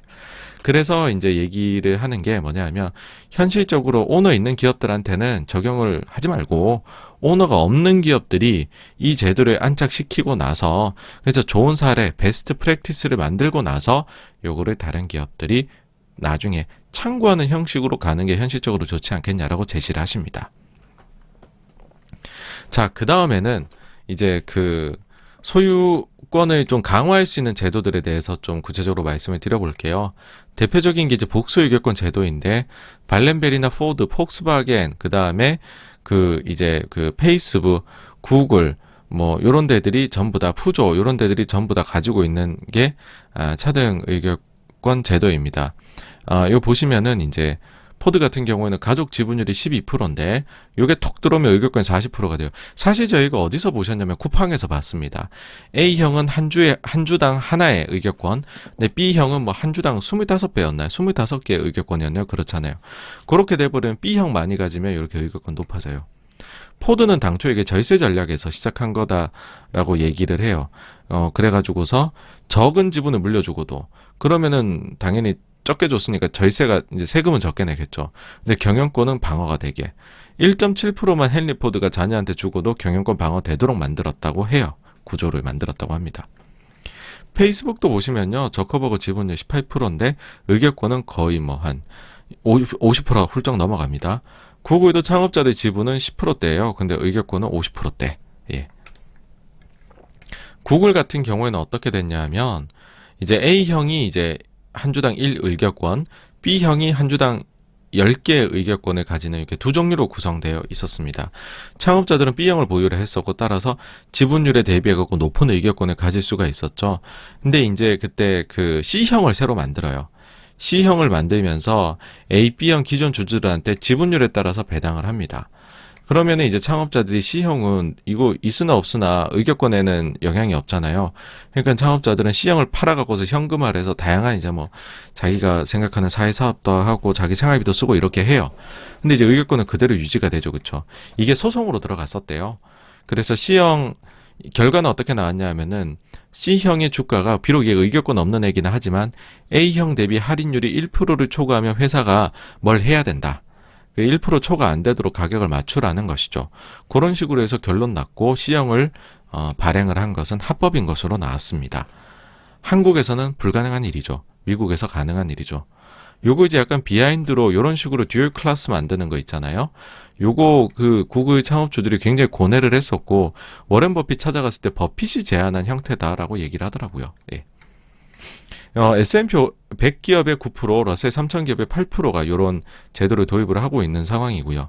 특히나 최근에 IPO하는 기업들은 복수 의결권 제도를 도입한 데가 10년 전에는 한 1%였는데 2015년에는 13.5%까지 높아졌다라고 해요. 근데 이게 미국뿐 아니라 프랑스, 스웨덴, 홍콩, 싱가포르 등에서도 복수 의결권 제도는 채택이 돼 있고요.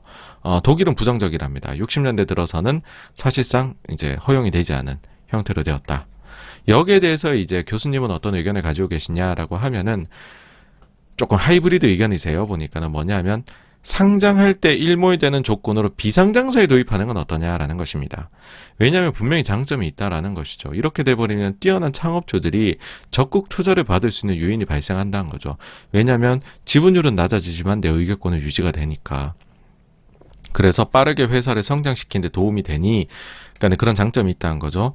비상장사에는 도입을 하고 이제 상장사까지 전면 도입을 하기에는 이걸 악용하는 사례가 나올 수도 있잖아요. 그러니까 일단 비상장사 적용해서 우리가 시간을 가지고 지켜본 이후에 이거를 상장사까지 확대 도입할지를 우리가 한번 고심을 해보자라고 이제 하이브리드 의견을 가지고 계시고요. 요런 방식이라면 저는 좋은 게 아닌가라고 개인적으로 저도 동의하는 의견을 가집니다. 장기 투자자 우대도 있습니다. 이건 뭐냐면은 이제 경영자는 장기 투자 주주를 우대해야 된다는 거죠.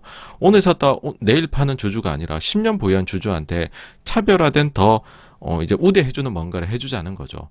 이게 크게 두 개로 나옵니다. 의결권을 더 주자. 이렇게 되면은 이 차등 의결권이 되겠죠. 복수 의결권처럼. 아니면 배당을 더 주자. 이런 게 있는데 프랑스가 이걸 도입 많이 했다 해요. 50% 이상이 이 제도를 도입을 하고 있다라고 합니다. 여기에 대해서 긍정적으로 생각하는 사람들은 이거죠. 아니 아주 단기적인 시각에서 들어오는 사람들은 오히려 기업을 망치더라. 장기적인 시각에 그러니까 장기 보유했을 거 아니냐.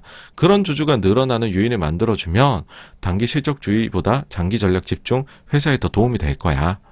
그리고 이 단기적으로 들어와갖고 적대적 인수합병 노리는 그 헤지 펀드들한테에서도 요 위협에서도 벗어나 자유롭게 경영할 수 있으니 장기적으로 회사는 더 좋아질 거야. 근데 이에 대해서 반대하는 논리는 이 고인물이 된다는 거죠. 장기 주주가 현실적으로는 최대 주주인데 이 양반들은 원래 어차피 주식을 안 팔 사람들인데 그러면은 이 사람들한테 이런 식으로 자꾸 혜택만 더 주게 되면은 일반 주주들은 대리인 비용이 오히려 증가하는 것이 아니냐라는 겁니다. 최대 주주의 지위는 점점 더 공고해지고 일반 주주는 들어오면은 따라갈 수가 없는 거죠. 이 기간의 차이를. 그러면은 내가 이 양반들한테 경영을 맡겨놓고서 대리인 비용이 좁혀지는 게 아니라 벌어진 채로 계속 가고 새로운 주주들한테는 계속 더 벌어질 수밖에 없어지는 게 현실이다라는 거죠. 그리고 적대적 인수합병 시도를 나쁘게 보일 것만은 아니다라는 것도 반대파의 논리입니다. 아니 이런 것들도 좀 있어야 매기 같은 게 들어와야 기존 주주도 뜨끔해가지고서 발전하려고 하지. 이건 무작정 도입하면 안 돼. 이런 식의 좀 찬반의 팽팽한 논리 대결이 있는 제도입니다. 그래서 이제 여기까지가 이제 책 내용에 대한 정리 내용이고, 길게 왔죠. 이제 길게 왔는데 1시간 저희가 거의 한 20분 정도 지금 책 내용을 했는데, 이거 책을 다시 한번 보시면은 여러 사례들 나서 재밌게 보실 수 있고요. 그 각각 사례도 한 서너 페이지라 짧아서 이렇게 그 마치 백과사전 보듯이 보시기에 좋아요. 근데 이런 모든 내용들이 기억이 안 나신다. 아, 나 주식하는데 이거 도움 되려고 책을 읽었는데 하신다면 피터 드러커의 요 멘트만 기억하십시오. 우리나라 대부분 가족 기업들입니다. 그럼 그 가족 기업들 오너 일가가 지금 잘하고 있느냐 못하고 있느냐 하실 때 얘네가 잘하고 있나 못하고 있냐 내가 파악할 때 무슨 기준을 삼지? 오케이. 이 가족이 회사를 우선해서 하느냐 아니면 회사를 가족을 위해 희생시키고 있느냐 요것만 기억을 하십시오. 여기까지가요. 그래서 소유와 경영에 대한 내용이었고요. 다음으로 넘어가겠습니다.